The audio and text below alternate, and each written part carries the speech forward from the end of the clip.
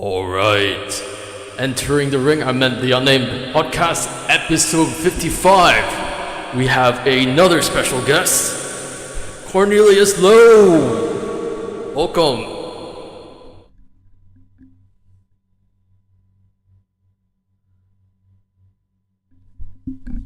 Wait, I forgot to turn on Ladies and gentlemen.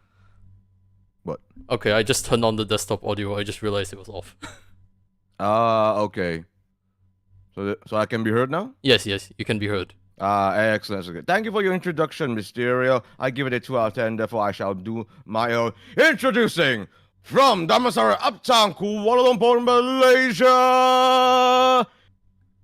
Weighing in at 559 plates of nasi lemak. He is your fellow Uptown lowlife, Cornelius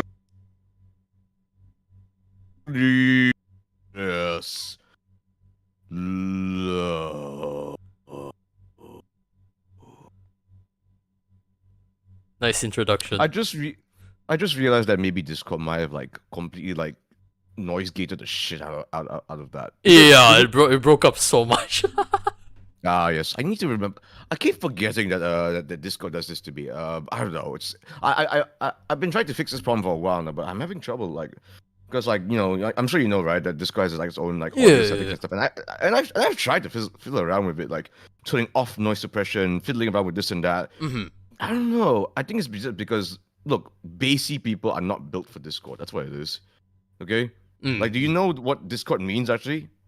Yeah, I do know what Discord means. Yeah, it means chaos, right? Yes, okay? yes. That's what I was getting at. But for some reason, as much as it tries to handle chaos, it cannot handle the chaos that is bassy voiced folk like myself. So I don't know how some folks deal with this. It's a little bit of a nightmare. But I am quite literally a little nightmare myself as a pro wrestler, as a VTuber, as you can see. What do you mean by little? You're probably bigger than me, though. Lad, I may be a pro wrestler, but I have never ever touted myself as being one of those giants, or even as one of those sculpted Adonises. No. Look, the fact of the matter is, lad, I'm one of the shorter ones, and I'm proud of it too. You know. No worries, I'm short as well. Oh, good. That goes for the both of us. It does mean basically, Stereo, that I have to wrestle in a certain way. I'm not the guy that's going to lift German suplex, folks. No. What I am is the guy that will be kicking you in the shins. I am the guy that will bite your fingers. I am the guy that will cut your legs down and then smash your face in. We'll get along hopefully very well. You don't carry me up along the way. We'll get very well along.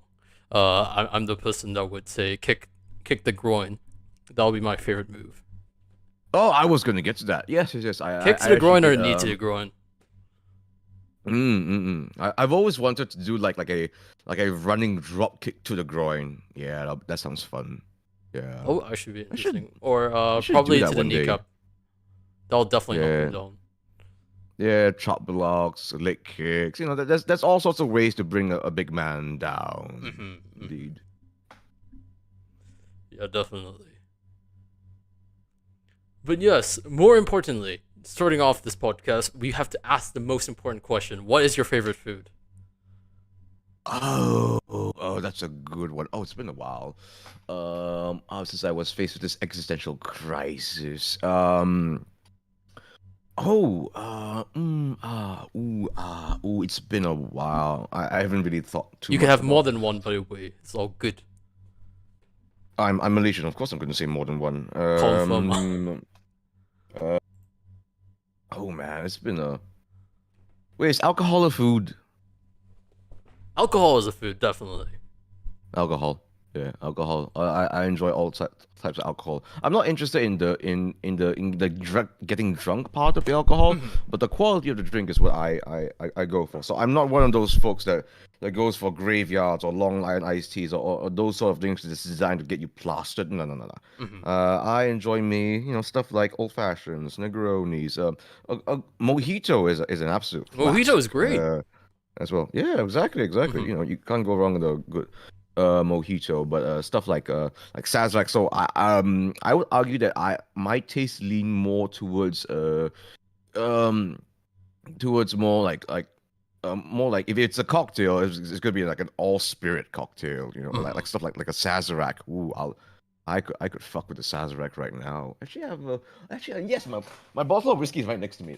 Is there still? Oh yes, there is. Okay, What okay. type of It's whiskey it's is it's it? daytime, so No, feel it's free to daytime, drink so it. I mean, to be we're honest, during our fourth episode, yeah. the person had Yeah. like So, 4 cups of whiskey. oof, sounds like a good night. It was I'm an not sure about interesting the morning podcast. after. Huh? That sounds like a good night having that much whiskey. Yeah, definitely. All right, here we go. Ah, yes, it is my last drop. Lovely, lovely. Yes, this is a. What am I having? I'm not gonna say the exact name, but this is a blended malt Scotch. Yes, yes, lovely. Ah, it's not Jack Daniels, is it? Jack Daniels is all right, but I'm more of a Scotch fellow myself. Like specifically Mhm. Scotch. The Japanese stuff is incredibly expensive. The Suntory So whiskey. Scotch is. Oh yes. Good gravy. Don't even get me started with Suntory whiskeys. You want to get the aged stuff right now? Oh, Yeah, forget sure, sure, about it. sure. Yeah, it's unbelievably pricey. I'm not even sure if they're producing aged stuff anymore at this rate, just because the demand for it has been so high. So Mhm. yes, alcohol, one of my main food groups. Another one. I know that as a pro wrestler, I should be saying stuff like meat, but I'm literally going to mention a vegetarian dish now. Banana leaf rice. If you know what that is. Mm. Is it basically rice cooked in banana leaf, or what was it? N- No, you told me that you had Malaysian parents, my good man. Come on, come on, come on.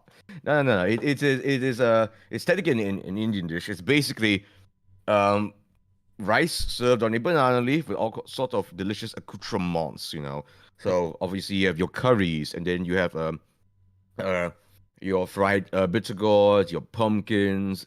Basically, it can be a completely vegetarian dish, or you can add some extra meats to it. Basically, if I ever were to ever keel over, I would like my final meal to be banana leaf rice from an authentic curry house, like the kind that serves yogurt, like yogurt you put on the rice after the Okay, end of that the one, meal. yes, I know what it is. If you say it that way, yes, I know what it is. Excellent, excellent. No worries. My parents are Malaysian, I but mean, just you're remember, you're literally a I'm an player of nasi Americanized one. lemak. You're a player of nasi lemak, man. You should know about your cousins. Come on. So sadly, the only cousins I know is nasi katok, which is the Bruneian side. Oh wow, you actually know about that. That's very impressive. I haven't heard that word in a long while. I don't meet that many Bruneians, in my part of Malaysia, because you're on the other side of Malaysia after all. So Definitely. yes, so to those who are wondering, yes, indeed, I am very, very much a peninsular Malaysian. Did you hear where I said I was from just now specifically? Damansara, right? Damansara Uptown specifically. It's not typical for VTubers to be so open with where they are specifically. Hell, even for wrestlers, they usually don't get so specific. It usually be like something from like from Wisconsin, USA, or something like that. But me, Mhm. uh, I know what I am. I'm not ashamed of what I am. I'm the Uptown low life. I'm from literally Uptown. So Mhm. it's part of my branding. So I don't mind if people try to find me in Uptown. Maybe you can find me in Village Park. Maybe you'll find me in one of the many dessert shops there. But yes, I'm clearly a product of my upbringing for certain. Definitely. Now, first of all, let's just greet our viewers. Welcome, Akate Ryuki, one of the other guests of this podcast. Banana leaf rice, Yakate, nice. Yes. well met, well met. Someone is also saying, let's get ready to rumble. He's also saying, let's get ready to rumble. Of course, which does bring us to our next topic, wrestling. How did you get into pro wrestling in the first place? And why did you decide to be a pro wrestler, if I may ask? So, this takes me all the way back because like any other hot blooded lad from uptown, I Mm-hmm. I I watched pro wrestling when I was younger. I guess Mhm. suppose my difference between my wrestling osmosis back then compared to others is that I'm not sure if you're aware of this, Mysterio. I mean, yes, obviously, you've done some wrestling yourself. No, no, no, no. But in Malaysia, besides WWE, Mhm. um, there was actually another wrestling promotion being shown on television. Really? Actually, yes, on cable It television. was the So Japanese besides one. WWE, oh no, TNA, if you know what that is. I don't know, unfortunately. Do tell. So so basically, back then it was no. Now it's currently known as Impact Wrestling, but back then, all the way Mhm. in the noughties, as we call it, it was called TNA, Total Nonstop Action, and that was like the other pro wrestling company that was shown in Malaysia actually, and Oh. obviously this is an American company, Mhm. so it's obviously nowhere as big as WWE. But at the time, that was considered more of an indie proxy, Mhm. independent wrestling proxy, actually. So when it first came out, it was actually pretty successful, actually. Mhm. Nowhere as big as WWE, I must clarify. But did it produce some incredible shows? Oh, absolutely. Oh, was there more action involved? Mhm. Absolutely. WWE was very much, to this day, still very much a male melodrama. Mhm. It's like a melodrama for guys, essentially. Mhm. That's what it's always been. So TNA was different. TNA was all about the action, all about the wrestling, and I really enjoyed that. Mhm. Um, so even from a young age, I could already tell, oh, it's not just WWE that exists, because for a lot of Malaysians, it's Mhm. WWE or bust, you know. Even in this era when there's actually multiple huge companies, other huge wrestling companies that's that that that people can be aware of now. Mhm. It's still in Southeast Asia at least. WWE still has a pretty firm iron grip. Mhm. So what this basically means is that from a young age, I knew about different types of pro wrestling, and that there exists something outside of the big W. Mhm. Um, and flash forward to quite a few years later. Oh, this is gonna be hilarious. So, in Malaysia, there is Malaysia Pro Wrestling. Mhm. This was a company started by Shaukat about 5 years ago. And what happened was, without saying too much, at the time, Mhm. I was looking around the papers because I used to read newspapers, because that's how old I am, Mhm. and I saw, hey, whoa, Singapore Pro Wrestling, because there was like a little article, a blurb about Singapore Pro Wrestling, So that's Dang. why I learned about pro wrestling in Southeast Asia. That's why I was like, wow, there's pro wrestling can exist in Southeast Asia. My goodness. So it's not just straw hats and flash floods here. There's Mhm. also pro wrestling as well. That's a shocker. And so then my mind, then the cogs in my brain started to work a little bit, and I was like, yo, if the Singaporeans could have it, could Malaysians have it? And lo and behold, yes, there was. In fact, at the time, the center there was actually quite literally 8 minutes drive from my abode, actually. So that Mhm. was very convenient for me to get into, and I've been sticking with them ever since. And I've been training and honing my craft, and ever since then, um, oh, I've been wrestling I've wrestled in the Philippines. I've wrestled in Australia once, and Mhm. I finally was able to debut in Singapore actually. Just about a month or two ago. Yes. Congratulations. So thank you. It's very well deserved. My efforts. Mhm. But I haven't elaborated to you as to why I even wanted to get into it, haven't I now? I'm gonna get into it. Don't you worry, Mysterio. Basically, what really attracted to me was just the fact that it is such a multidisciplinary art. It is Um, definitely. I'm going to I'm going to say two words. I want you to react to it based on your knowledge of pro wrestling, Sure thing. musical theater. Oh yeah, like what you said in the other interview. Yeah, I definitely agree with you on that. Mm-hmm. So Definitely basically, there's a lot of arts towards, or a lot of flares per se, regarding wrestling, like how you execute a move or how you present the story or the fight per se, to put oh, it in more yes, layman's yes, terms. yes. Hmm. Yes. Did you know that actually there is actually, I don't know where exactly, or what's the story about that exactly, but there is going to be, or has already existed, a pro wrestling musical. So I Really? don't know I don't know how they're gonna fucking pull that off because musical theater is acting, dancing, singing. Mm-hmm. Pro wrestling is acting, combat, and uh what was it? Acting, combat, and athletics, Mm-hmm. essentially. So you got to so for acting, you got to show your expressions. You got to tell a story. For combat, you gotta show off some of your moves. You gotta show off some fun techniques. Athletics. Mm-hmm. This is a fucking athletic endeavor. So Mm-hmm. if you're not able to run like the wind, if you're not able to bounce around the ring and be flexible for your opponent, you can't do this. Mm-hmm.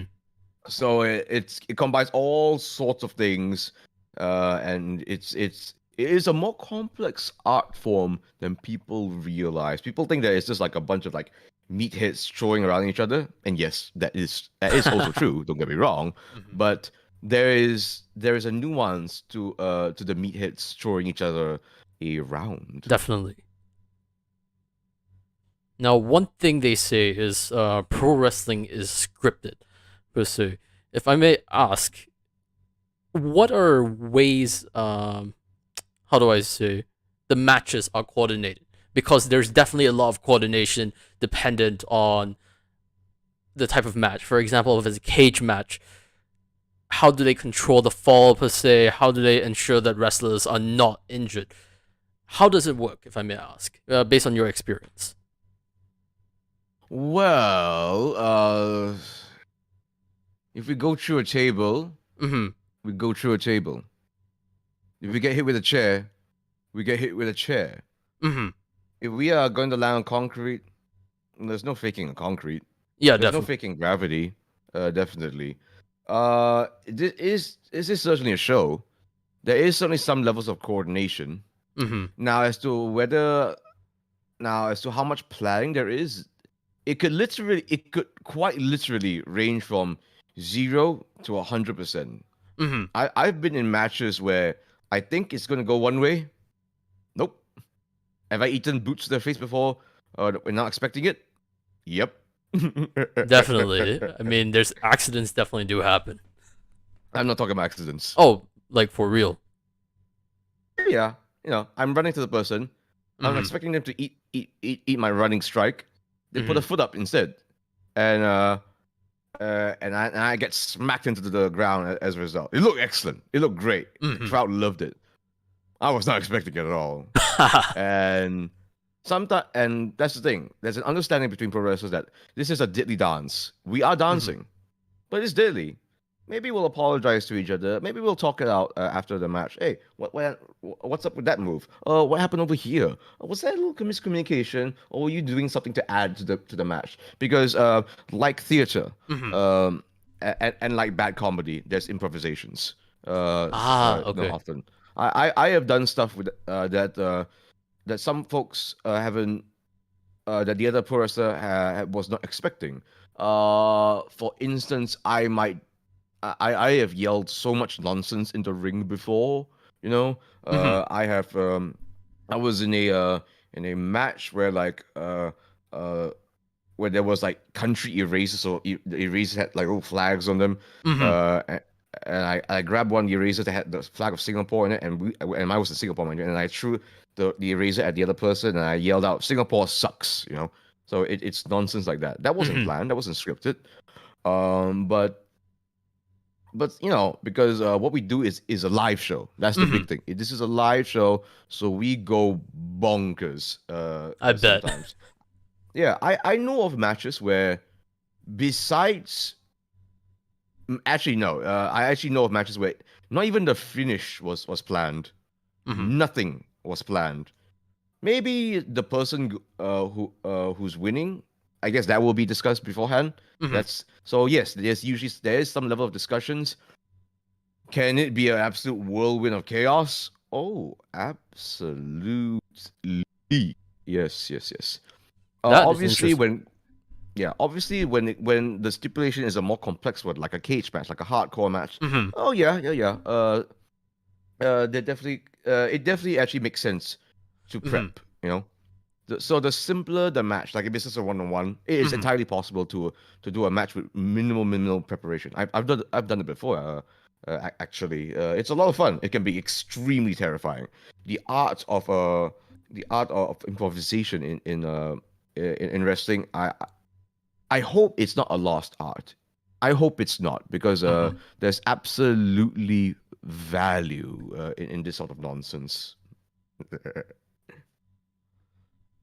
That is Because, interesting. I've never expected improv to be on. Well, now that I think about it, yes, I do know that there have been cases where improv was necessary, such as the change of turnout of the match between Hulk Hogan and Andre the Giant back then. But there can be things like that, mm, certainly. But that's more like that would be more like a snap decision from backstage. Basically, I'm talking mhm. about literally what happens in the ring, Okay. that only the two pro wrestlers or more would be aware of, and even then, they may not be aware of. Hmm. You know, this could be reasons. It could be to add to the match, or sometimes to even save save a match. Actually, yes. If I may ask, how does it save a match? Because once again, I'm a beginner with pro wrestling. I would definitely want to know how does improvisation could save a match or make it. Well, I'm not Well, gonna say put it make it. this way. Yes. I'll put it this way. Hmm. Sometimes, I'll give an example. Hmm. In a tag match, let's say if one of the partners gets Hmm. completely clocked, like literally concussed, knocked Hmm. out, but the match has to still go on. Hmm. So what will happen is that maybe and if the tag partner sees this and notices, maybe the referee um, communicate this to him, then what he could do is he will save his partner, literally roll him out of the ring, and the Hmm. referee will help in that sense. And the tag partner has a 2v1 versus the other two wrestlers, and the show has to go on. Hmm. The show has to go on to some extent. Um, so they do what they can to put on a show, and that basically means that you know uh, everything's thrown out of the window because literally the tag partner was completely knocked out. Hmm. And I'm not even making this up. This has happened before. This No, has definitely for sure. legitimately happened before, and I've seen that match before, and they had to literally improvise a whole new format, a handicap match essentially, Hmm. um, and just give a good show Hmm. sometimes. So that's obviously in a much dicier situation, and you just have to go with it. If I were to give an even simpler example, Hmm. if let's say the match is supposed to be 10 minutes long, but someone got completely knocked out 2 minutes, or maybe they legitimately hurt their arm, like Hmm. completely non-functional, Hmm. the referee will just have to call it. Ding, ding, ding. All right, you're out. You're unable to continue because your arm is literally hanging off of your shoulder socket because you can't continue. Hmm. So that's the reality of wrestling. That sometimes you just have to call it, because what we do, yes, it's a stage fight, but it can get very, very real sometimes. Hmm. The injuries can get very real. So if someone's legitimately injured, it has to play into the match. You can't fake a fucking arm hang out the shoulder socket. So you Definitely, you just have to cannot. like, yeah, you just have to do what you can to save the match, or just call it there and then. Sometimes, Hmm. this is the reality of things. Definitely. If I remember correctly, you're talking about injuries. If I may ask, because I do know that this was practice. I'm not sure even probably now, but I'm sure you're familiar with blading. Is Of course this I am. is this still performed within pro wrestling, if I may ask, or in the Malaysian scene? Have you seen blading before? Mm, mm, mm, mm, mm, mm. Blood has been spilled Mm-hmm. in pro wrestling in Malaysia. Mm-hmm. That's all I'm going to say. Definitely, definitely, there was blood. Mm-hmm. put it this way. Obviously, I'm being rather coy about all of this. No worries. If you cannot say, I'm going to actually go on the 180 here and switch topics. Sure. Thank you, Senor Mysterio. But basically, there are obviously everyone knows it's a fucking show. Yeah, Everyone definitely. knows that what we do is a performance. Mm-hmm. But like a magician, to hold some secrets. Maybe we might reveal some stuff if it's fun. So Mm-hmm. basically, I uphold like the Penn and Teller mindset about this. You know about those two? Yes, definitely. Yeah. So they're a pair of very famous magicians. That actually part of their whole shtick is that they actually reveal some secrets, Mm-hmm. but only if the secrets is worth revealing. If it's something that's just like very passe or like they're not gonna show it. And I'm sure that there's a lot more that they don't show. But the stuff that they do show, it adds to the flair. It adds to the product, to the branding. To make things more interesting, which is why you hear people talking about about behind the scenes things that goes on in pro wrestling, because it can be very interesting, it can be very fascinating. Mm-hmm. But there are certain things I definitely hold more closely to my heart than others, you know. So forgive me if I'm a little coy about certain things. But No has worries, no blood been worries. spilled in pro wrestling in Malaysia at least? Yeah. Uh, Mm-hmm. have people tried to use knives against each other in North America? Oh, definitely. Definitely. There's been some times when I'll be honest here. I don't mind if blood is spilled Mm-hmm. in pro wrestling, but there does come a point where that excess can be dangerous. I know of a match in North America where Mm-hmm. some folks were literally trying to stab each other with glass shards. Mm-hmm. One of those glass shards literally cut open an artery, and just the gag would not stop bleeding. Would not stop bleeding. The Mm-hmm. ref had to call it. And mind you, this was supposed to be like a fucking like deathmatch event and stuff. Mm-hmm. But the ref had to call it because the guy would not stop bleeding. Obviously, they were trying to present a death match, Mm-hmm. ultra hardcore kind of a thing. But when the man could not stop bleeding, the ref has to be the middleman, has to be the sensible one, basically, Mm-hmm. to just call it. Just call it. Don't. Why were you stabbing each other with fucking glass shots? You know, you want the other guy to bleed like a pig, sure, but don't. But do it in a way where it's still a fucking dance, please. Oh my Mm-hmm. god. Yeah, definitely. Once again, I do apologize if that was a sensitive question, or now we have a bit of interesting technical things. You get to see the hotkeys behind the scenes. So yes. Oh, you get to see the hotkeys? All right, apologies. Yeah. No Yeah, you worries, no get to worries. see me switch my expression. Wait, is it just my expressions switching about, or is it just or is it also the oh, it is Yes, I also see the that. Okay. grid. Okay, let me just move that away. Will that help?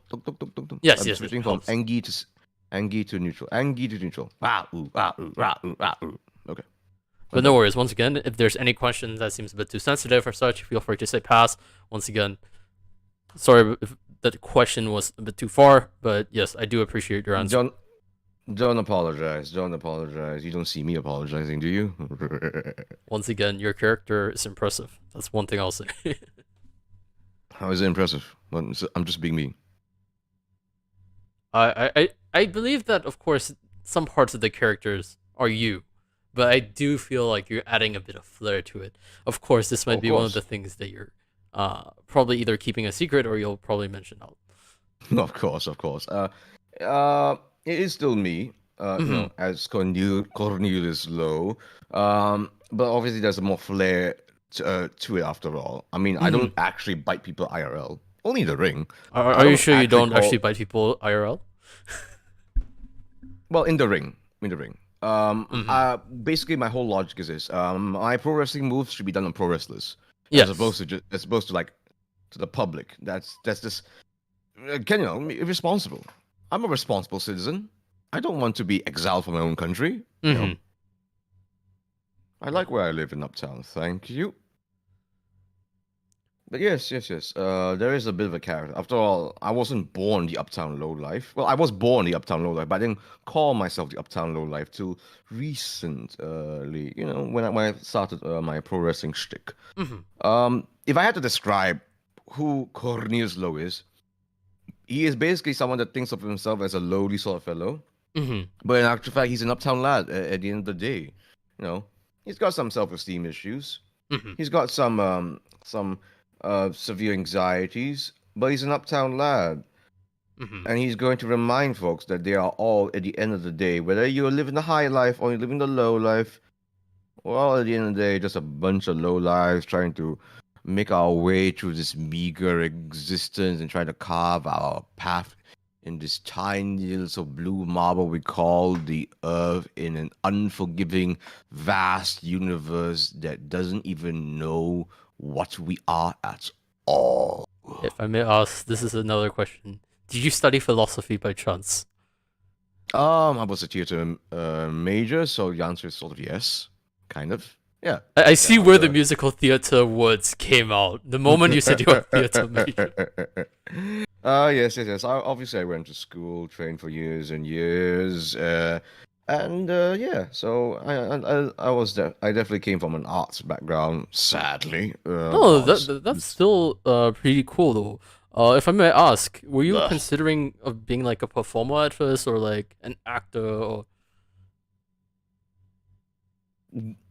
Yeah, definitely, actually, definitely. Mhm. There's no denying that. As much as I want to, oh my God, do I want to?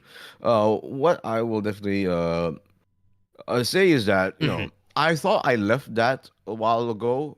Because once I graduated from university and all that, I was quite jaded with the whole um with the whole showbiz industry because yeah, Mhm. as you might know, um, showbiz can be a very unforgiving dog eat dog world. Not like it's not, Definitely. not like it's not in other industries, but Mhm. but at least it's a dog eat dog that pays sort of a world. Whereas with showbiz, Mhm. sometimes no, sometimes no. Mhm. Well, not sometimes no, often no. Oh gods, the amount that I've been paid in pro wrestling, barely. But I actually sort of, in a way, I didn't even think about it. Actually, I didn't even think about it actually when I entered pro wrestling. Mhm. But that was sort of my subtle way of getting back into showbiz actually via pro wrestling. Mhm. And I was glad of it. I actually wasn't thinking about it. I was thinking, oh, okay, this is my shot of doing pro wrestling and exploring this thing that I like. Mhm. And as the years went by, I slowly realized, oh, I'm literally getting back into acting. I'm literally getting back into writing actually via doing promos and developing my character. Mhm. So it's not like so. I tried to leave the showbiz world. Showbiz world pulled me back in, and I've been suffering ever since. Blech. But it's interesting to see how you started off as a theater kid that ended up becoming the lowlife of the Uptown. It's interesting Mhm. because, like, in a way, it does connect back to what you wanted to do in the past. Mhm. Sad to say, tragically. But if I may ask, what actually inspired you to be like, besides being in showbiz, what actually inspired you to choose uh theater in the first place? Because that's definitely something unique. I would like to hear more about that as well. Oh, basically, I've always enjoyed. I actually used to do like a teensy bit of acting when I was younger. Mm-hmm. Nothing crazy at all. Nothing crazy at all. But I was definitely always a bit of an artistic lad when I was younger. I know I mentioned acting a lot, but my first love has actually always been writing. Actually, Really? um, yes. I would not have created Cornelius LOW if I wasn't a bit of a writer. Because Mm-hmm. like, who the hell comes up with a name such as Uptown Lowlife if you're not interested in a little bit of literature, you know? Mm-hmm. So I used to be a voracious reader and writer, Mm-hmm. and and so that's how I got interested in the arts industry and stuff like that. Mm-hmm. So for me, it was specifically the written word and the acting of the written word that fascinated me. Um, so yes. That's how it all started. I thought maybe I could make a living out of it. Mm-hmm. Alas, no. But alas, but more like fortunately, that's when I think I can sort of now that VTubing is a thing now, Mm-hmm. so to speak. Sort of like trying to capitalize on my past skills whilst building new ones as a VTuber, so to speak. Definitely. If I may ask, what books were your favorite books when you were growing up? Like, what did you enjoy to Mm-hmm. read, or like what Great genres per se as question. well? Oh, like any other young Malaysian boy, I was definitely fascinated with stuff like Harry Potter. Harry Potter is definitely Harry where Potter this is accent great. came from. Yeah, that's definitely where my accent came from, most certainly. Um, Really? and then oh yes. I mean, do I sound like a? Look, I know where this voice came from. Okay, it definitely didn't come from hanging out at mamak stalls. That's for certain. um, so besides Harry Potter, another one that I was really inspired by. Do you know the Discworld series? This school series. Which one were they about? Yeah, DISC World. So it's like if Harry Potter was more mature, much shorter, and very satirical. It is very much classic British satire in a fantasy format. Essentially, it's not a huge franchise. Like Harry Potter. It's not uh, it's not a gargantuan beast like Harry Potter, but it's a very substantial franchise. Like I'm talking like 20 or 30 books of a sprawling universe of very sardonic British fantasy satire. You may have heard of Good Omens, which is written by Neil Gaiman and Terry Pratchett. So Hmm. Terry Pratchett is the author of the Discworld series, and it is to say that he is one of the most important British authors in our lifetime is actually putting it lightly. He really was. He sadly passed on, but his books live on. His characters live on. Like if you want one of the greatest depictions of death, Hmm. it's in Discworld. Like the anthropomorphic personification of death, one of the greatest depictions of that is in the Discworld series. Hmm. Fantastic, fantastic writing and universe. So those are arguably two biggest influences Hmm. when it comes to writing, and also here's one that I'm not sure if you're aware of. Do you know about Singapore True Ghost Stories? I think I was just watching it the other day. Really? You actually watched this? You were actually watching it? Yeah, but then I was looking at the subtitles because I won't lie, I'm shit with horror. I can only read in horror. Ah. So like Wait, you were reading or watching it? I was listening to it and looking at the subtitles. I would prefer to read horror, to be honest.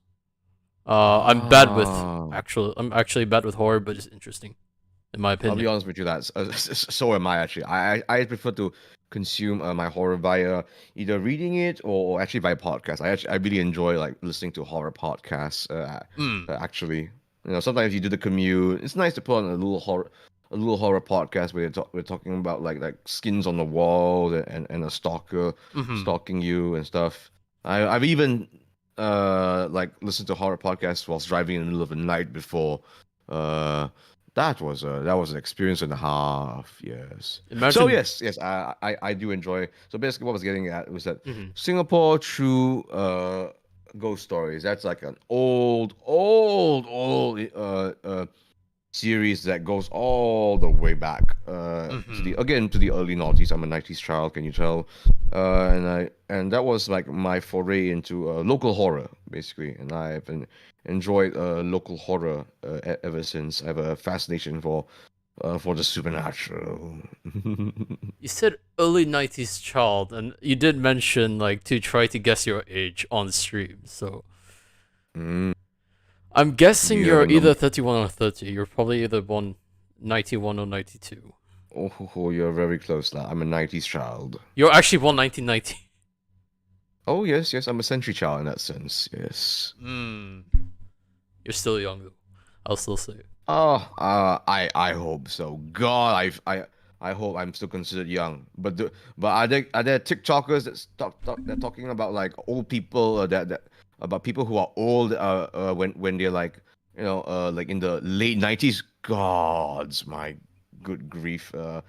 Some young people these days think that once you're 30, you're practically 60. Like good grief. I won't lie. At first, like to be honest, when it was 2020, I was still 19 at this time.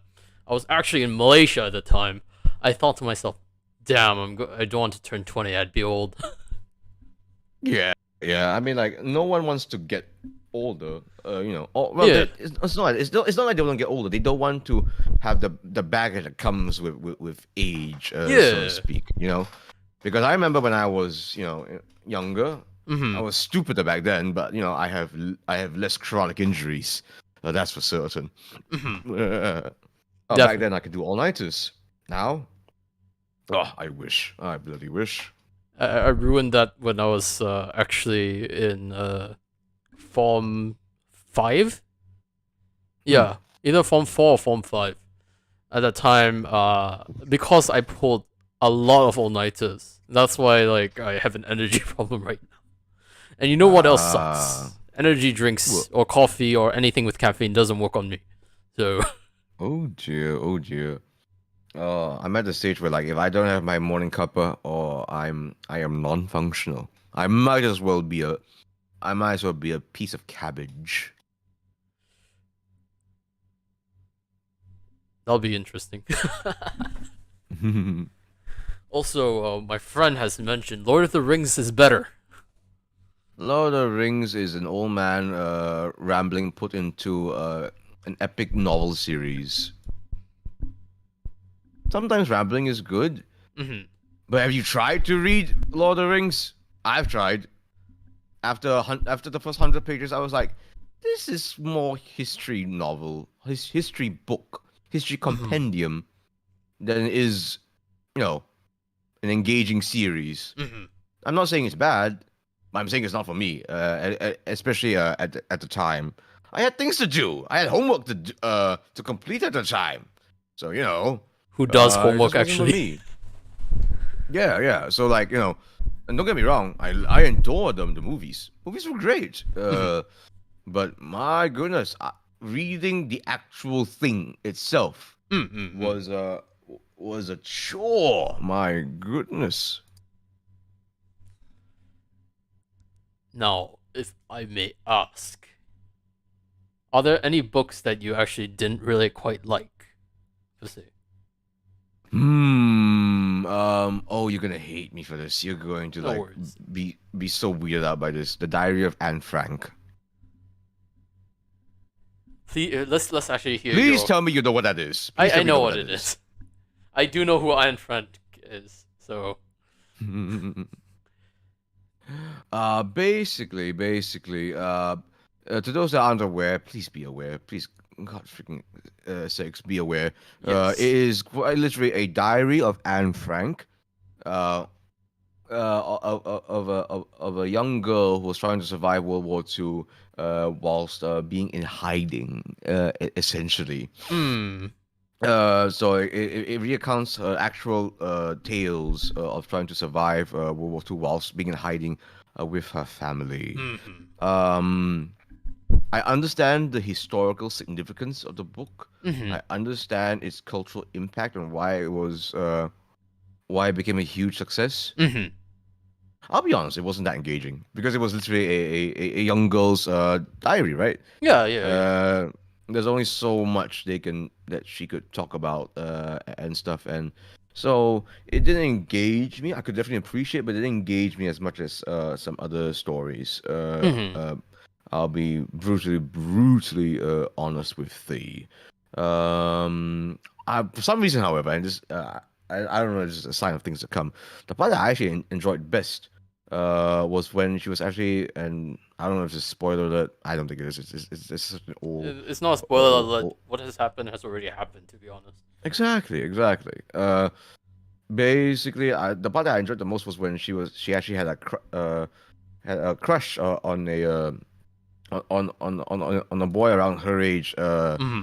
Another from a family that came in to live in hiding with her family as well. Hmm.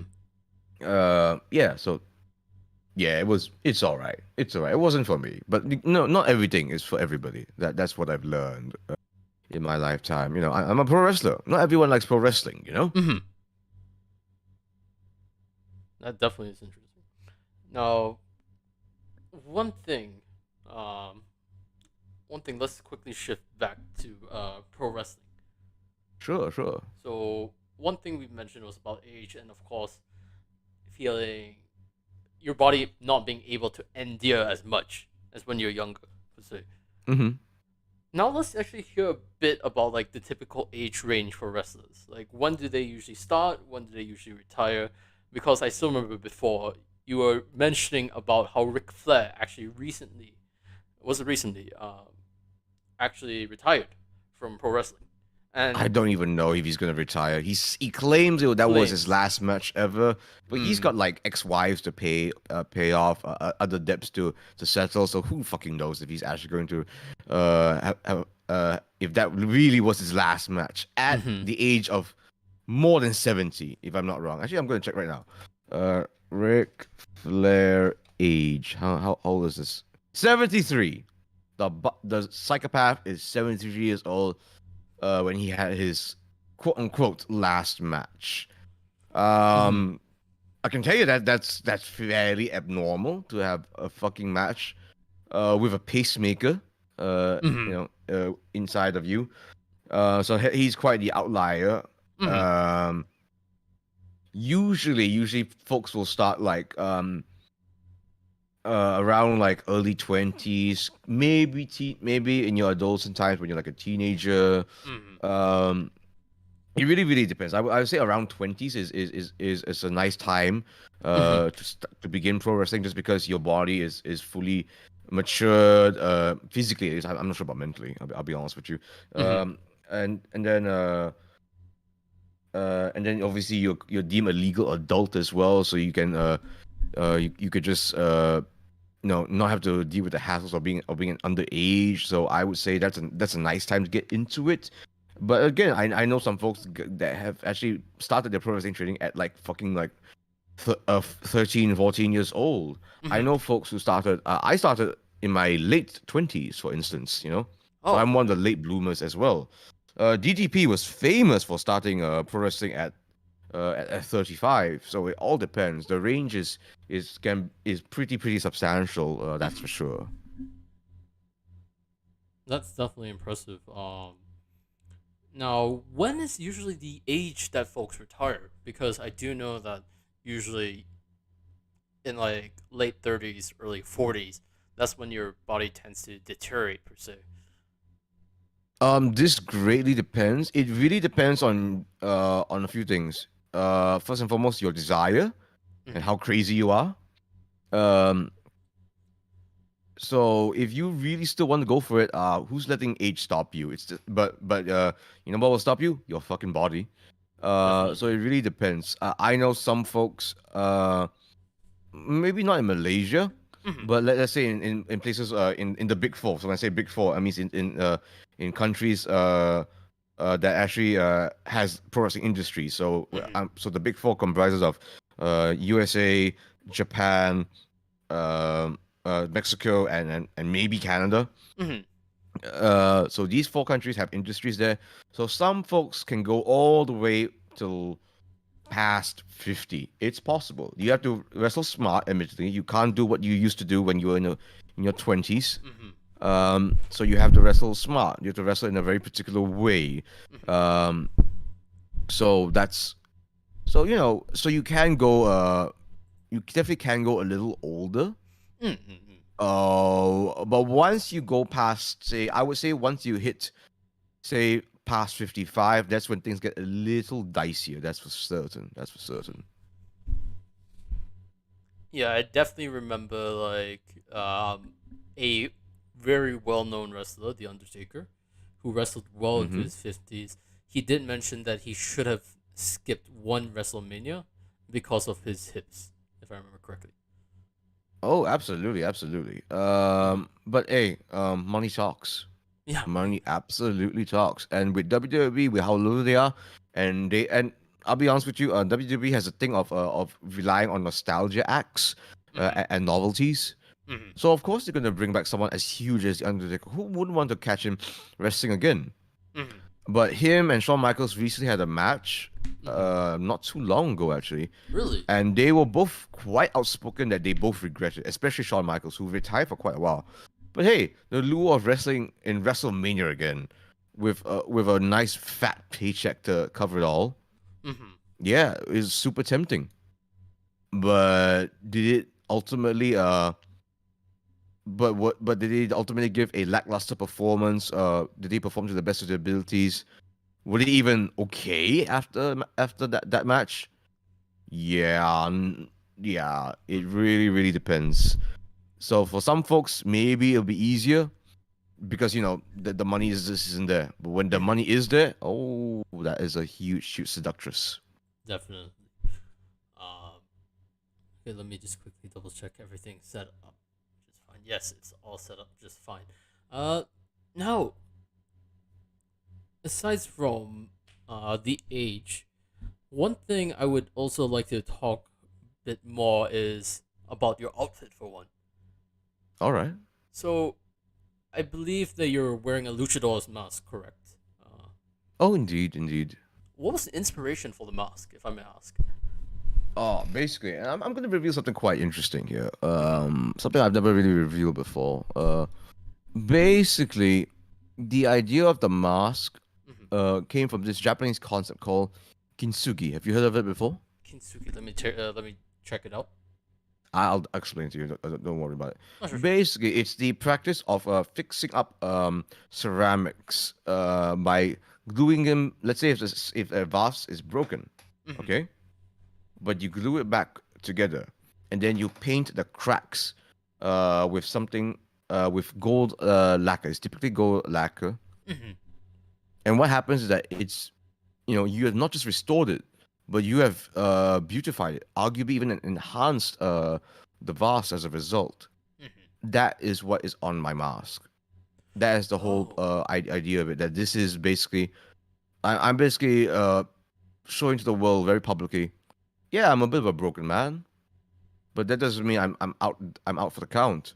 Mm-hmm. Doesn't mean that uh I can't function. That I'm not a part of society. That I can't be a pro wrestler.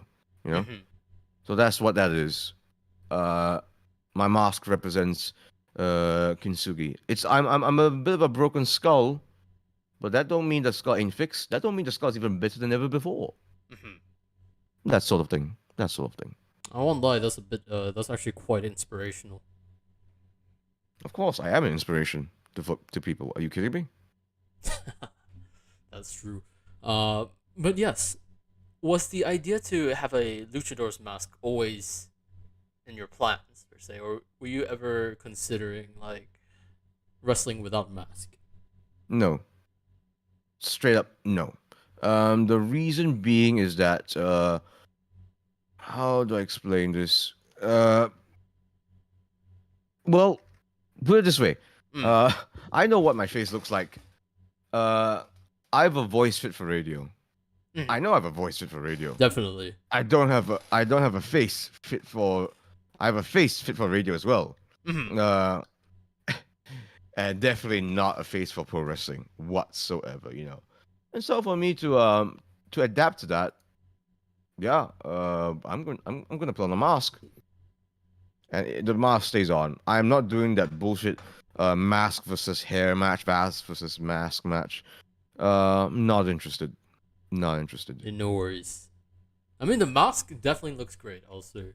And if I Thank you, ever thank you. decided to jokingly pro wrestle, I would definitely be wearing a mask as well. Get ready to cough up. Get ready to prepare a budget, my good man. Get ready to prepare a budget. That's all I'm going to say. That is definitely true. Let's actually talk about that as well. What is usually the average cost that you have to spend on pro wrestling? Because there's actually a video of a guy that was trying to minimize the cost of pro wrestling, and he Mm. got chastised basically. I Chastise. Yeah, I think it was on TLC or something like that. Mm. He was like, What? Yeah, I can hear you. Don't worry. Don't worry. hmm, Loud and clear. Loud and clear. This is what I'll say about it. Maybe it's different in North America, of mm-hmm, course. But because obviously in North America, there are gear makers, and places that can make custom gear for you. all over the country, all over the country. Um, but in somewhere like in Southeast Asia and Malaysia, that that industry does not exist. No one here knows how to make a fucking pro wrestling mask. No, Mm-hmm. I had to order this custom made from USA. I actually got this made, Really? custom made, and shipped USA. Yeah, what you thought this was something made here? No, no, no, Of no, no, course no, no, not. no. Oh yes, yes, yes. Ship. So not only that I had to get it custom made, I had to, shipping obviously is going to be very, very expensive as well. Mhm. So when I start off, like the white mask that you see, Yep. in this day and age, this is not my first mask. I had to like jerry rig a generic black mask Mhm. from, I believe it was Lucha. It was one of those big pro wrestling websites, Mhm. essentially. And yeah, to say that it was cheap is a bit of an understatement. It wasn't cheap; it was a bit of an understatement. So Mhm. not just my mask, but also my tights and my kick pads as well. This is all stuff that came from USA. Mhm. Um, so in the Southeast Asian context, you have to do what you can. You have to do Mhm. with what you got. Some folks just can't afford it Definitely. because guess what? The currency exchange is enormous. You would know better than me, I believe. Yes, 4 ringgit equals to around $1 USD. Exactly, exactly, and that can literally cost more than a month's salary. More than a month's salary, sometimes, especially for my case where I was quite full on with my gear. I had the works, Mhm. tights, knee pads, kick pads, boots, and the mask, all that, and more. Oh yes, yes, yes.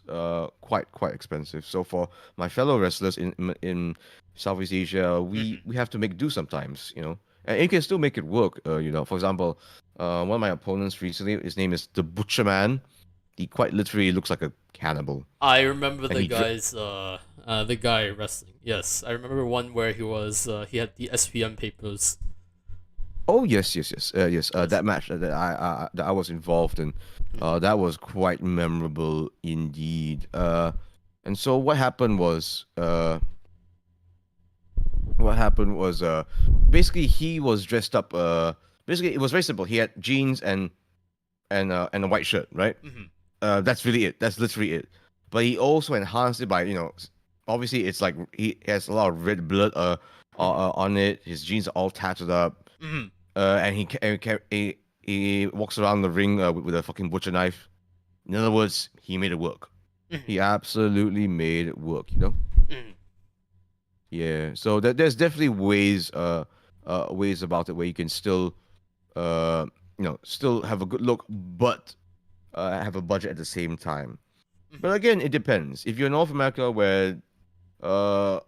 Uh, if you're in North America where there's like custom gear makers are all around you, um, yeah, yeah, it's possible to still have a budget. Mhm.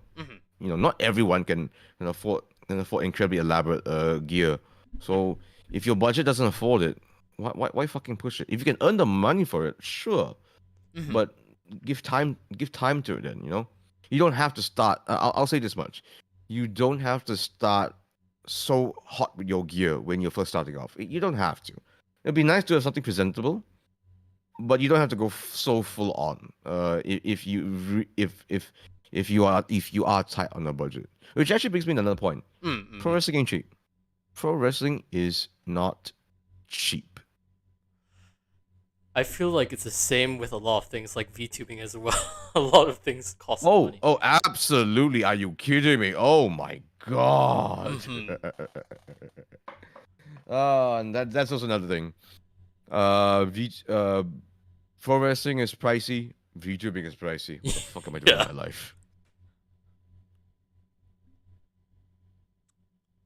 It definitely Yeah. is. Not only the Espe- gear, but then if there are any injuries, I'm guessing that wrestlers would have to pay out their own budget, or is it the company will? Sorry.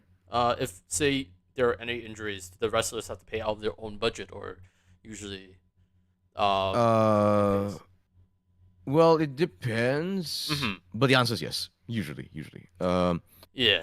That's just the unfortunate thing. So yeah, hmm sometimes that is the case indeed. hmm I mean, there's not just about equipment as well, but training as well. It would definitely cost a lot, I'm assuming. How many years did you have Mm, to train in order to become a pro wrestler? sorry.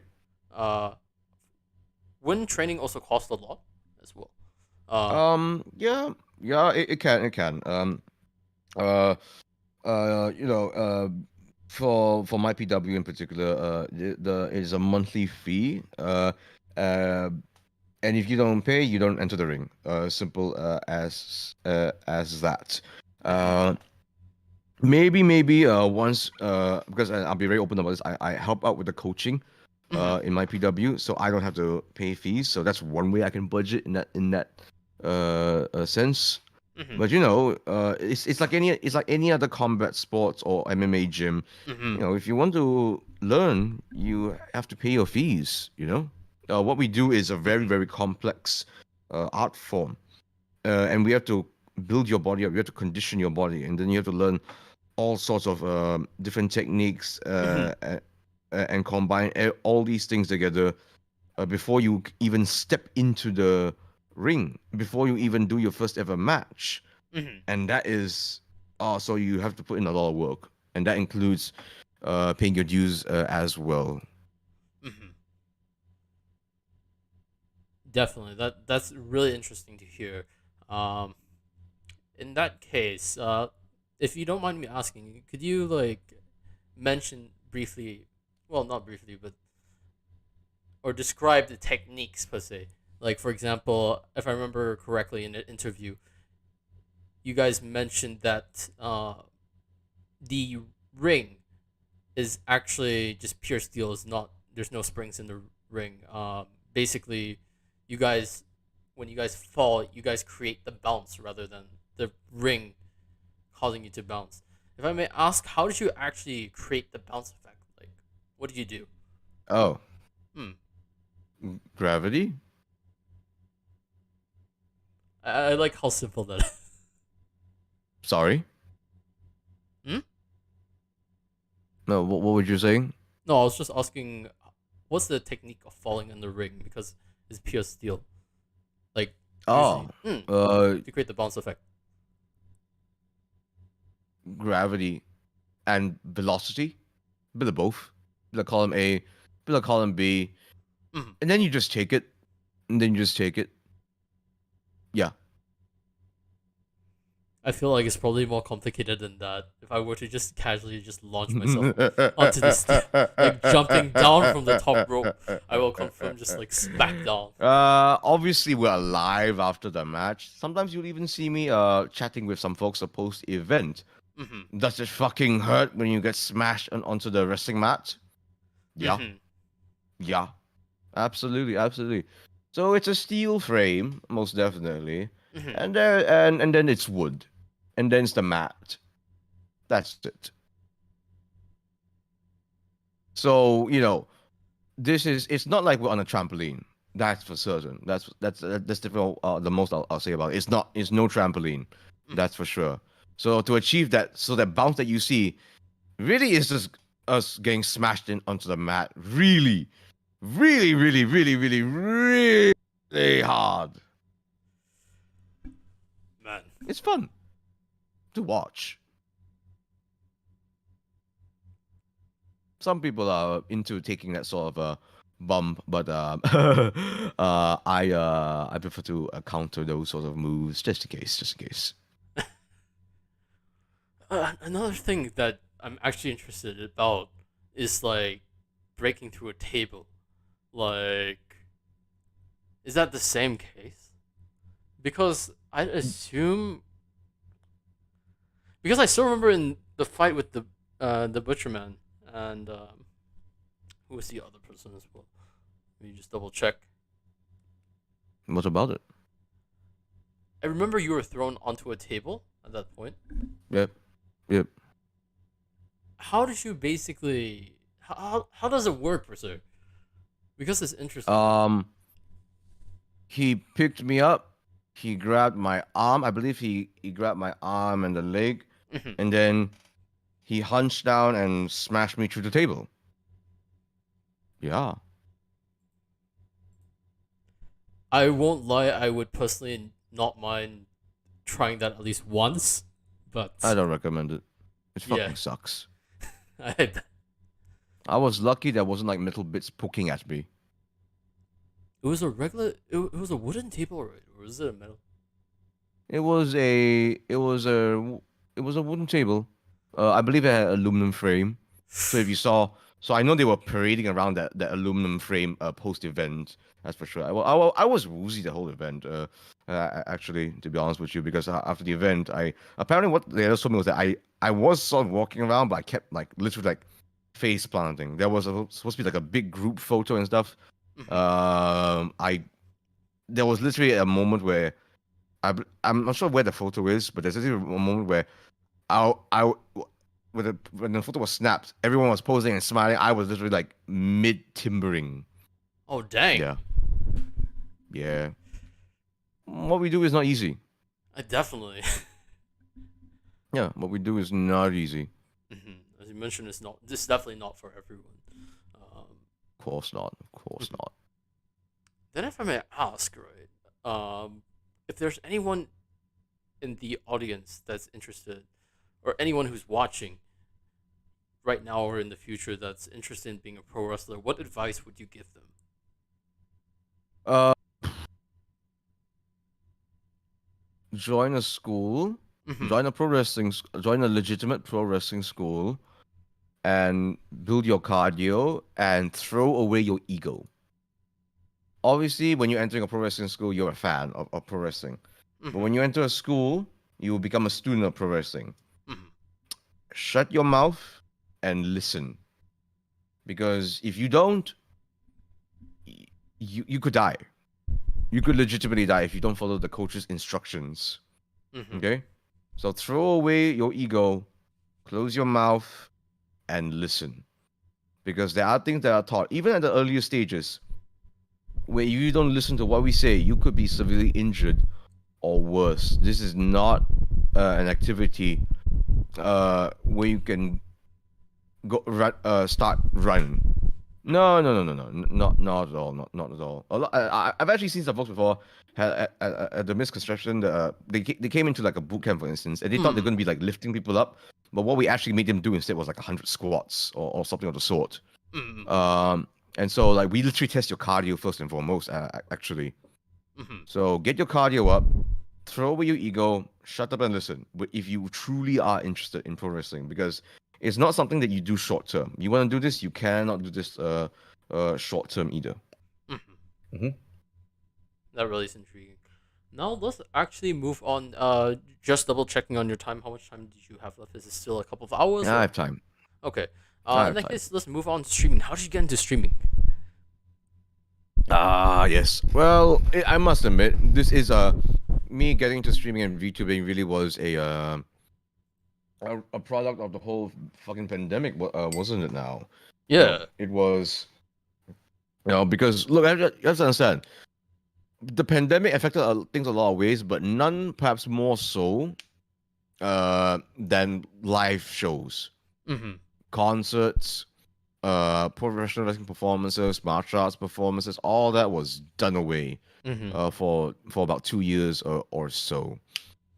Um, and oh man, to say that you know, and it's like as a live performer, we live off that. We live off live shows. Mm-hmm. But when you can't even go out to train, when you can't even go out to the gym, you're just Mm-hmm. stuck at home, quarantine. What is there to do? And I'm a creative guy, I need my creative outlet. I Mm-hmm. need to express myself in a certain way. And that's where I found VTubing, Mm-hmm. basically. I can honestly say with some level of certainty that VTubing kind of saved not my life, but my creative life, Mm-hmm. my creative the creative part of my soul. Because it's just something I realized. Cornelius Low doesn't just have to be a wrestler. Mm-hmm. I don't see myself as just a wrestler anymore, believe it or not. Mm-hmm. As mad as it is. I'm consumed by pro wrestling, but I'm not going to. I try not to be defined by it these days because I know how much that this industry can eat at you, how much it Definitely. can consume you, and I don't want to be consumed by it. I should be consuming pro wrestling, not the other way around. Thank you. That's definitely true. So, what happened was, you know, oh, this is how it started. This is how it started. This is. I'm gonna see if I can even explain this because this is wild. Mm-hmm. So there is a Singaporean comedian. His name is Sam C. I actually have to credit a lot of this to him. Mm-hmm. Um, there's another wrestler asking around, "Hey, do you want to be involved in a online pro wrestling tabletop role playing game?" And I'm like, "What?" And I'm like, "Okay, yeah." So I was a pro wrestler Mm-hmm. pretending to be a pro wrestler in a tabletop RPG game. It was called Red Dot Wrestling. Uh, to say that it got wild is another statement. Bloody hell, what was my character's called? Uh, Cornelius Vanderbilt the 234th. He was an evil German ski instructor wrestler. Oh my. Yeah, it got wild. I got to pull off That's crazy. my yeah, so I was the evil ski instructor that is more privileged than you. So basically, not too Mm-hmm. different from what I am actually. So like my finishing move was literally bribery. Mm-hmm. Yeah. So I got to do a lot of bribery. I even hired a it got to the point where I even hired a hired gun to point a sniper rifle at one of the pro wrestlers' sons, who was also a pro wrestler himself, but the son was a chicken. Yeah. Yeah, you That's follow him here? definitely You follow him interesting. here? Yeah, it got wild, obviously, and that's when I realized, yo, this online stuff is fun. I never expected me. I never expected to do streaming. Mm-hmm. Genuinely, I never expected to be doing streaming. But gods, when stand up comedians and pro wrestlers can't go out, Mm-hmm.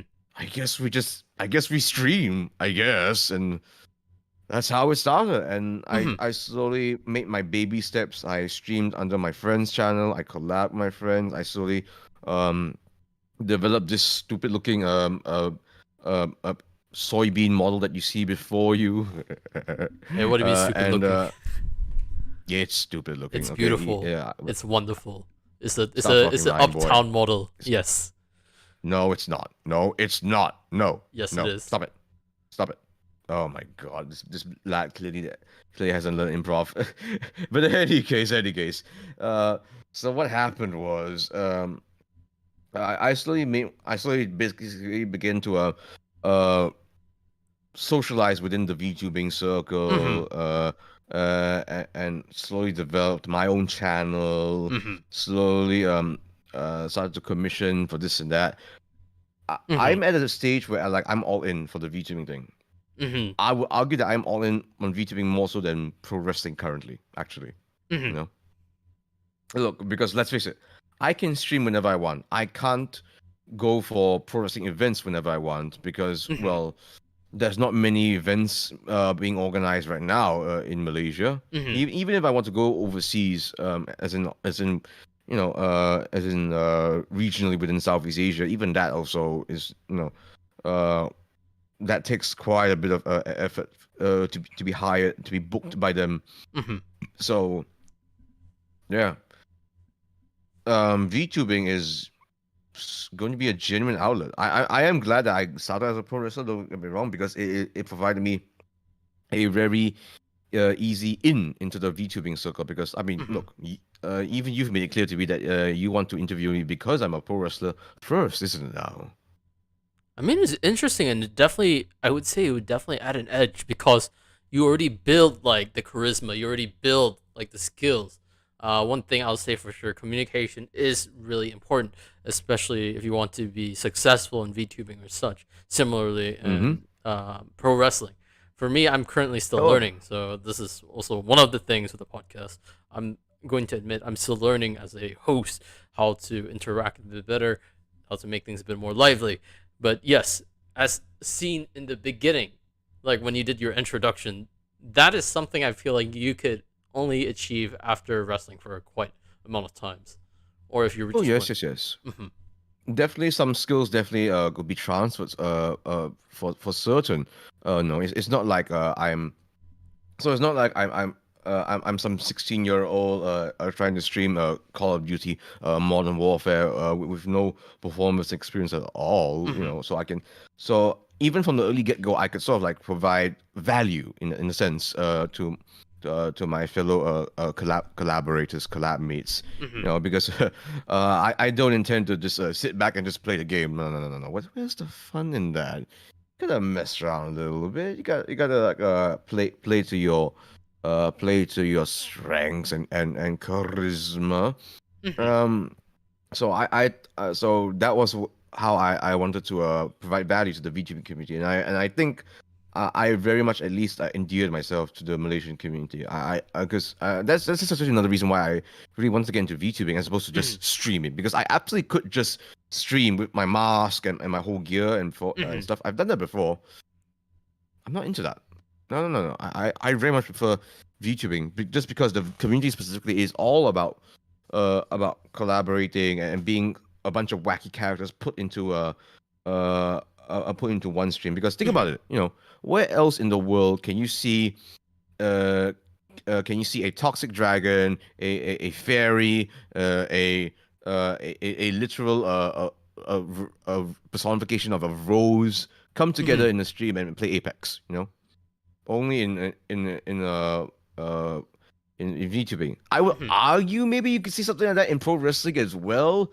But hey, I don't have to go through fucking tables when I'm streaming. You know, I think. That's definitely a good. That's definitely a huge relief for your back. Definitely. Oh, absolutely. Like I think I can keep streaming till my in my 50s. I'm not even sure if I can make it to my 40s when it comes to pro wrestling. I mean, once again, health is important. So yeah, Yeah. definitely do prioritize this. Um, Hmm? One thing Meowcat Max actually say, "Hey, is it the wrestler from Lucha Libre?" Yes, it is.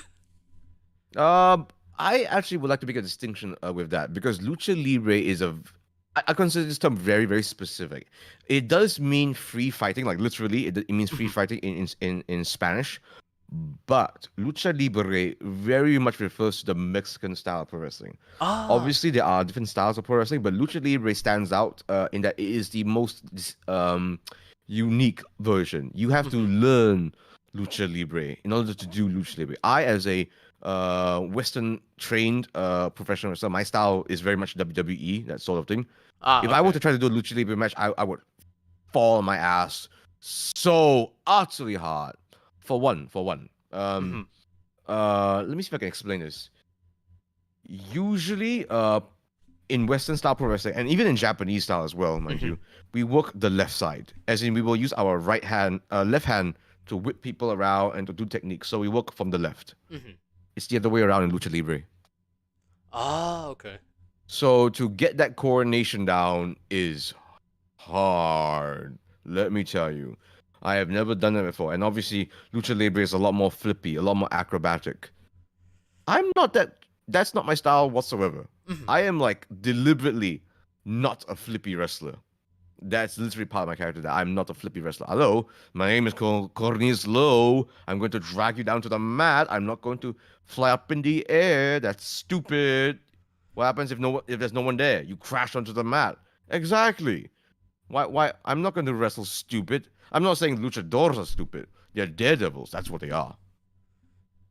That that one would also require you to train more acrobatics. Oh yes, yes, yes. Uh, and we have some very acrobatic fellows even in Malaysia. Mhm. But as of now, where I am, I know my style. I know my body very, very well. Mhm.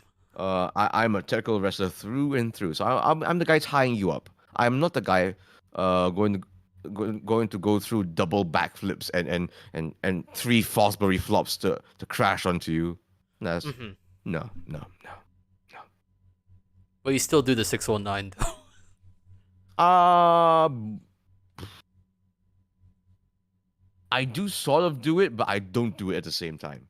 I do this shtick a lot where like I will yell out 619, but actually I'll just do a running elbow strike onto you instead. It's hilarious. People love it. Well, they hate it actually, but I love it. So that's the important thing. Okay, so I'll let you do the 619ing, Mysterio. Unfortunately, my body type can't do a 619.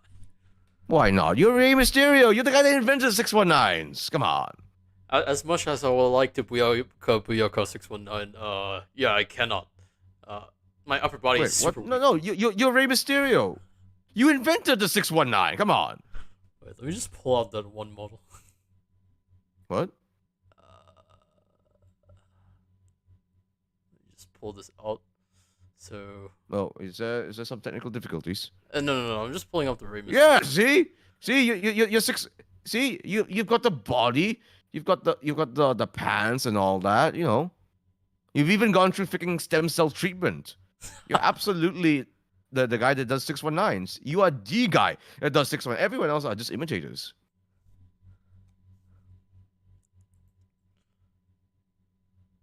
Yeah. I'm definitely not that impressive. Yeah. You're Mysterio. You have the I'm word Mexican Mysterio, on but your... I'm not Rey Mysterio. Excuse me? I'm not the king. I'm not Rey Mysterio. Excuse me? Wait, what? Wait, hold on a second. Hold on just one bloody Lucha Libre second. What? You're not the Rey Mysterio? Unfortunately, no.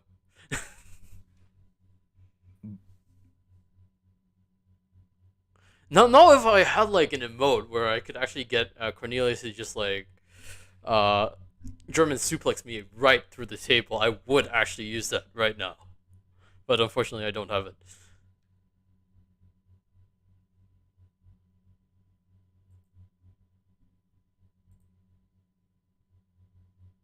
Wait, did something happen? Okay, I'm back. Is the connection okay? No, I left the call. Ah, okay. Yeah. I've given it some thought. I've given it some 5 seconds of hard thinking. The hardest thing I've ever had in my life. Yes. So just so we're clear, your name is Mysterio, but Yes. you're not the Rey Mysterio. Yes. I have to make this very clear before WWE sues me. Well, yes, my disappointment is immeasurable, and my month is ruined. But again, I've given it some thought, and I thought, I mean, you could be an absolute nobody, and I'll still do this interview with you. It's all right. It's all right. So yes, I am utterly devastated right now because I thought I would be meeting one of my heroes in professional wrestling. Like Rey Mysterio is one of my favorites, and to hear that Really? I'm not actually being interviewed with real Rey Mysterio is an absolute stab in the gut. But I made up tough stuff, so I'll cry about it later. Don't worry about it. Don't worry about it. But honestly speaking, Rey Mysterio is one of your favorite wrestlers, right? Or Sure, why not? Isn't he like everyone's favorite wrestler back when they were a kid? You know, because again, like I mentioned, I'm a smaller lad, so to see a smaller lad like Rey Mysterio do what he did back then was incredible.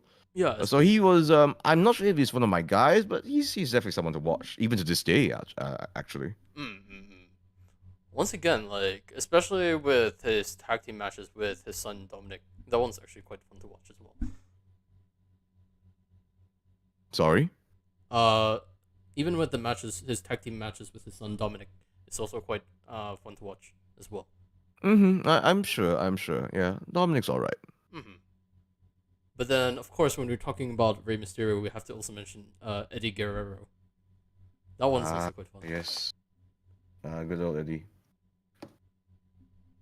He was he left quite the legacy. I believe. You know, whenever you see people do 3 suplexes in a row, they can't help but think of the man who lied, who cheated, who stealed.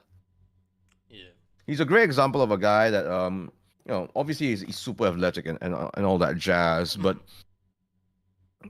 he understood the business. He understood that it takes more than just being a big body, more than just being a peak of physical perfection in order to make it in this business. Mhm. Um, it's something a lot of professional wrestling trainees will have to understand that it is in your character work, that is in your promos. That's where the money is at. You want to get to the fights, you have to promote the fights. You have to make things interesting for folks. I would not have the sort of success as I had if I was just a plain old what we call a black tights wrestler. Mhm. I am not a black tights wrestler. Yes, my tights is half of it's black, but the other half of it's white. And then there's the Mhm. mask to boot, and then there's the fact that I freaking wrestle in a vest and tie these days. Mhm. So so it's so you can't so the last thing you want is to just be generic. Can't afford to be generic. Definitely. It's definitely true. Now, one thing I that I would don't say know that why. actually It also doesn't applies even with matter how VTubing. hard I try. Oh, sorry, I was thinking of a 90s song. What song was that? Oh my god. Really? Yes. You There's know, a podcast. in the end, it doesn't even matter. That song. Oh, that song. One thing, I don't know why. It doesn't even matter how hard you try. That song. Come on. Come on, man. Come on. You're Mysterio. You made your trade, and I need to remember you're not actually Rey Mysterio. Oh my god, this is so difficult. Oh my god. It would be interesting though if we actually got a chance to interview Rey Mysterio. I think it'll be interesting. Oh my I god. would definitely bring Cornelius along if that was the I case. would cream. I would cream in front of Rey Mysterio. It would be interesting to see. Oh my goodness. I would absolutely cream you in front of him in order to prove my worth to the man of the 619. That's Yeah, I would definitely. cream you. You'll probably try to do a 6-1. Well, you could probably definitely do a No, 6-1. I will cream you. I'm not gonna pretend to be him. I'm not a luchador like him. No, I will cream you. Have fun. That's all I can say. I will. I will have fun creaming you. This is similar to the tweet you did earlier with the. Let me actually read it out loud. I have to pull it up. What are you reading? Remember the tweet that you posted yesterday? Ah, yes, read it, The please. don't hold make my tongue swell with your fire. Our steamy setting. Our steamy session is tomorrow at 1 p.m. GMT. I really like the joke, to be honest. I really like how you wrote it. I like the sambal reference. Yes. I I could mean, definitely see the writer in you with that. oh yes. I mean, I still have the chops after all. But why throw it away, especially in a creative demanding industry like VTubing. And that's the crazy part too, that it is borderline becoming an industry in Malaysia. If you say regionally wise, I'm sure you know about this. Indonesia, it has a VTubing industry already. Like, Yeah, it's already good, dominating in Southeast Asia. good grief, there are so many agencies there. It's insane, and like some of them are not small hats either. Like Mm-hmm.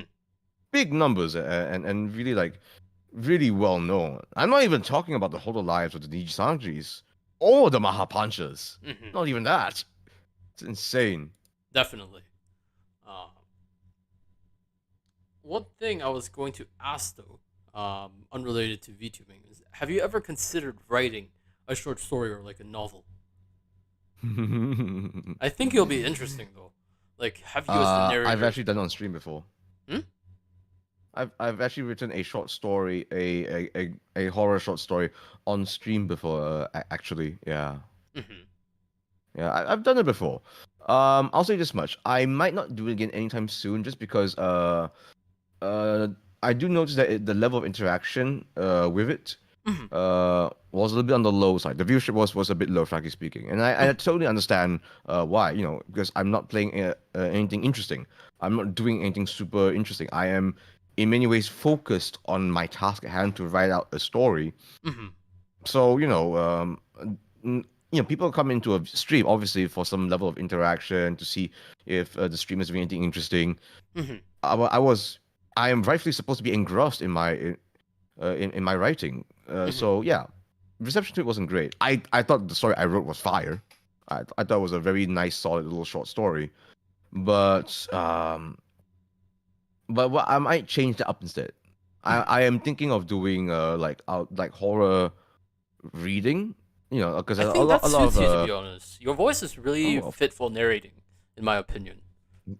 of course it is. I made sure it was that way. Mm-hmm. But I was thinking specifically. It'd be nice to read other people's stories, but I think it would also be nice if I could read my own stories as well, like make stuff specifically for streams. And yes, maybe one day I am hoping that it could lead to more projects, more endeavors. You never know. You never know. I think that could be something possible if you were to do something like, say, do like a tweet that asks folks to submit horror stories that they wrote or like that, and then potentially narrate them. I think that'll be interesting to watch, Oh, absolutely, absolutely. especially I in would the love to do that. coming October per se. That'll be perfect. Actually, that'll be actually be perfect. Oh Especially if, right, yeah, October. make it also like in the middle of the night or like that, just so mm, it gets the hairs Ooh, standing up. that sounds sweet. Yeah, I could do that. I could do that. Ah, look Mm-hmm. at you giving me ideas. They're my ideas now. Don't steal them. No, no, no, no. I wouldn't be able to pull this off, to be honest. And it seems like more of a you thing. Of course, I think one thing will be cool is if you and $18 collaborated with this, because both Funny you mentioned him. I saw you guys were doing a writing stream. In fact, Yes. That tweet was made out indeed. Unfortunately, we actually couldn't get to it. really, He was yeah, it was unfortunate. He was busy with something at the time, so it was unfortunate. But the reality is that yeah, I think it'll be uh, interesting though. He's like an avid writer as well, and then he mhm. studied English. And then with your case, you studied theater, so it's basically somewhat like two P's. It's like two different aspects, per se. Oh yes. Mm-hmm. But the reality was that sometimes these things don't work out. Yeah, People yeah, are yeah, definitely. are busy with their lives, and yeah. Yeah, definitely. Things don't always go according to plan, according to Keikaku. Exactly. Maybe in the future, maybe in the future. But right now, no. It's unfortunate, but no. Another person I would probably mention is Signet, because I do know. Signet. Ah, yes, I'm aware of him.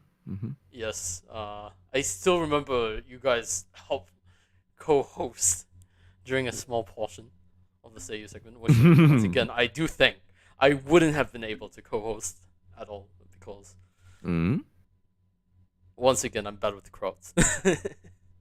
I see. I'm more of a But, one-on-one person, to be honest. Uh, I see. mm, Don't worry, you'll develop that skill in due time. Don't worry about it. no worries. So long as I'm living my life as is, that's important. That's good to hear. Good to hear. Uh, like, this is probably going to reveal a bit about what type of person I am, but I could definitely resonate with your mask. That's one thing I'll say for sure. Mm. With what? With your mask. Oh, my mask. Why so? Why so, Mysterio? In the sense that you said, uh, what it meant was something that got broken, but is now stronger because of that, per se. Oh yeah, definitely. That one I could relate with. Um, It's a very human thing. This I can't help but be very mortal about the way I go about my life. I understand that I have some shortcomings. Quite literally, like I'm a fairly small fellow. Um, it took me a long time to adjust myself socially, and mentally and spiritually and all that. I get But you. instead of seeing it as a weakness, I see it as an opportunity. Because Mm. I am on the shorter end of the stick. Why shouldn't it be an advantage? Uh, I have a I have this crazy personality that might be abrasive to some folks. Mhm. I know I can come off as fairly confrontational to some folks, Mhm. but why not use that as a tool instead of seeing it as a disadvantage? It's that sort of thing. It's all about perspective sometimes. Yeah, I I agree. love to see the contrarian side of things, just to really know, just to have just to have a better picture, a bigger picture even, Mhm. on certain topics and certain aspects. Just so yeah, I'm not like I don't end up pigeonholing myself, and that's one of the reasons why I'm doing V2. I want to do VTubing as well, because I just don't want to be pigeonholed as a pro wrestler. Mhm. Even when post debut, yes, the pro wrestling side will still be very much present. Mhm. That won't be the only thing about me. That's all I'm Mhm. going to say about that. Definitely, That's I'm all I'm going to hint definitely about that expecting as a well. lot from you. To be honest, Hmm. I'll be expecting a lot from you. No pressure. Excellent, excellent. No pressure, of course. But yeah, I could definitely relate with the feeling shorter because yeah, similarly, I'm on the shorter end. To be blunt, I wanted to be around 183, but then like sooner or later, I realized that it doesn't matter how big you are, so long as you know how to utilize your body. Basically, like you could be the tallest, biggest person, but then if you can't actually fight in your body, you're not going to win in the end. Yeah, exactly. You could be 6'3", but if you have a shit attitude in pro wrestling, you're out. Mm-hmm. I know a few folks who had all the talent in the world, who had all the physicality in the world, Mm-hmm. but because they had a shit attitude, they're out of pro wrestling as a result. You know, my industry is quite particular in the sense that it is quite dog eat dog in the sense that if you're not careful with yourself, if you talk with the wrong person, or if you make stupid mistakes, as you do, because pro wrestling is a bit of a boys' club, sad to say. Mm-hmm. Um, but so if you do stupid shit, you get called out for it. Get out, get out. There's no place for such bullshittery. Especially in this day and age. Mm-hmm. Because there was some issues with pro wrestling, especially in the past. Mm-hmm. Hell, even now, but at least but especially in the past, where it was seen almost like like a boy, like I said, a boys' club. Mm-hmm. But gods, that sort of nonsense really was very damaging to the industry. And people rightfully had a pretty lowly opinion about Mm-hmm. pro wrestling because of just how misogynistic, how insular, and how um, just how bad some people behave, and how some behaviors were just like and literally enhanced, with some illegal substance sometimes, and that sort of behavior just doesn't fly anymore in this day and age. So you could have all the talent in the world, and have all the abilities in the world, but if you don't know how to properly conduct yourself, you're out. I don't care if it's in pro wrestling and VTubing or whatever. Nope, nope, nope. That is true. That is Your true. Yeah, your strength of character is really what will carry you forward. I'm getting some opportunities in VTubing right now because I have uh I have a character about me, and I don't mean in the sense that I'm a wacky character on stream. No, no, no. It's because I know how to conduct myself well. I've endeared myself to folks. I've tried to um what's the word be part of the community, interact with folks, treating them like people. Mm-hmm. You know, treating your fellow man like a fucking man Mm-hmm. is might be rocket science to some folks. It might be, Mm-hmm. but it's integral part in getting your name out. In my personal opinion. Mm-hmm. Yeah, I definitely agree with you on that. Definitely. Now, one thing I will also mention uh, that was not also mentioned. Basically, I will definitely agree on that point. Like how someone carries themselves is extremely important, especially Mm. not just in VTubing, but especially like say finding a job or in school or like whatsoever, your workplace, it definitely shows what type of person you are, whether or not you're serious about something or you're just someone that has a goal but won't do shit, basically. Because, look, the best way I could, like, I think the best way I could say it is, like, as myself, per se. Because I won't lie, I do have quite a bit of shortcomings. I'm quite flawed. I take pride in it, but I'm quite flawed. But Mm. that's what I'm trying to learn. I'm trying to see what I can do to improve off of things. Yes, I know that I'm not good with a lot of things. I'll be blunt. Even with streaming, I will admit it might not necessarily be my passion, but I still continue to do podcasts because I enjoy my podcasts. I enjoy learning about other folks, and of course, if I really want to do if I really want to achieve my goal, I need to improve my communication skills. I need to build up my charisma.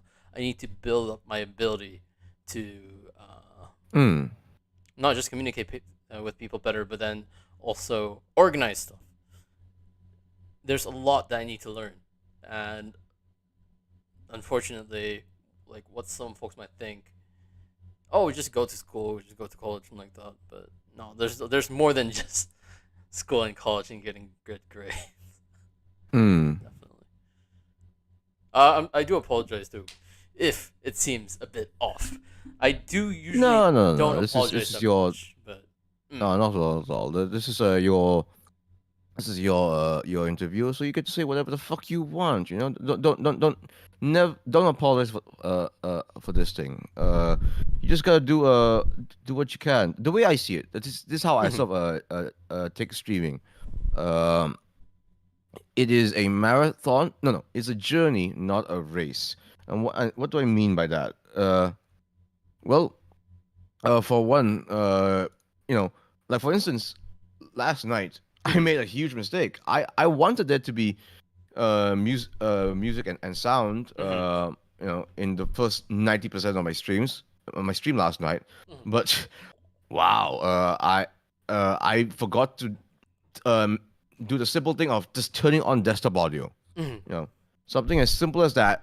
I completely forgot to do. You know, I completely forgot to do, and I'm hoping, but however, am I going to like fucking like collapse on my bed and wail about it for one No, whole week and hell not do no. anything?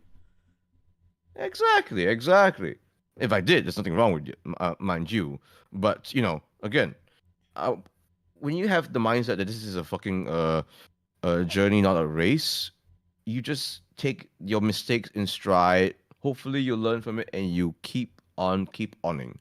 As long as you keep oning and don't like fucking like make a huge terrible mistakes that will get you in trouble with civil service. Yeah, you're good. You're good. You're good. It's all right. It's okay. It's okay. This definitely sounds like a person that has gone through a lot. I wish I've gone through more. I wish I've taken some opportunities in the past. Like I've done things I've regretted before. You Mm-hmm. know, like for example, one thing I've really regretted not doing in the past was getting into voice acting.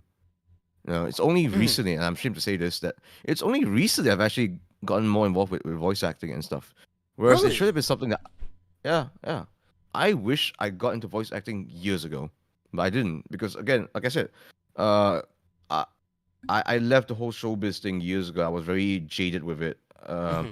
I was very discouraged by it, so I didn't even want to get into voice acting for a long time. So it was only recently that I actually wanted to take the plunge into it, and I've not regretted it ever since. So Mm-hmm. I'm slowly working my way up in that as well. And I'm glad I did. There's been others that's had a huge hit start, Mm-hmm. but I'm glad that you know I can still do this. Mm-hmm. Definitely. I mean, yeah, that's definitely one thing that I've also learned. Like, it in the end, you're never too late to start something unless your body can't handle it. Like, say pro Exactly. wrestling, I wouldn't start it in my 80s. No, starting at 80. No, it's probably not a good idea. Yeah, Probably not. but with career choices, with testing things out, different opportunities, it's usually never too late. You can make mistakes, Mm. make as many mistakes as you can. You'll definitely learn from it. I believe so. Mm-hmm. But yes, before, because I do want to talk to you, of course, off stream as well. Uh, in Okay. that case, before we end, I'm just going to quickly put your wrestling clip. Why did I say wrestling? Okay. Yeah. Let me just quickly shift to this. Let's see if it actually works.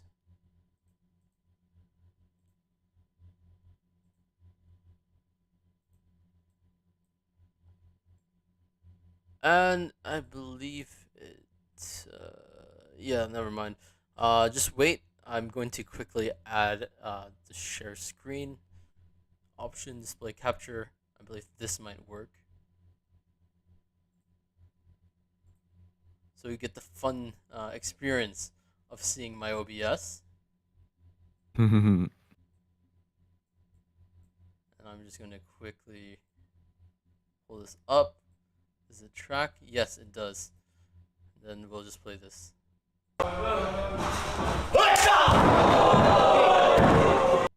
Once again, that kick was impressive. Ah, there we go. Once again, before we go, do you have any last words or like that?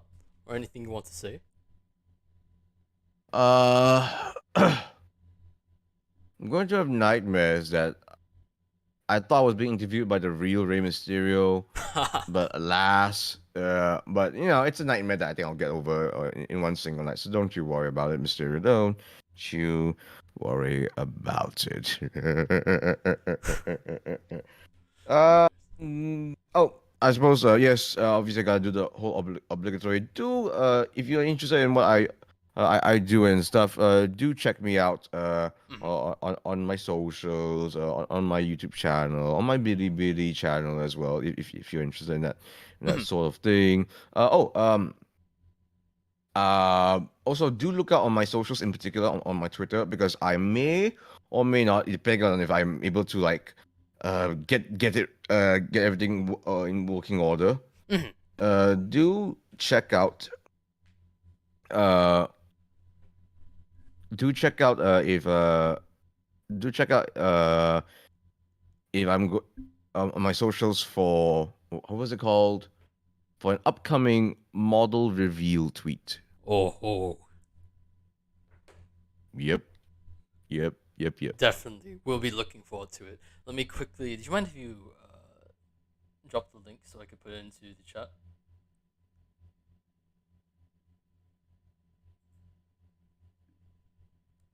Hello? Is the connection not that strong? Hello, testing, testing.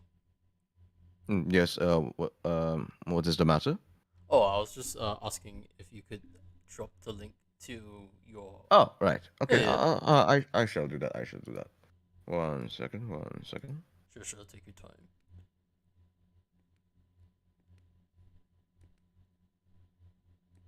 There we go. All right.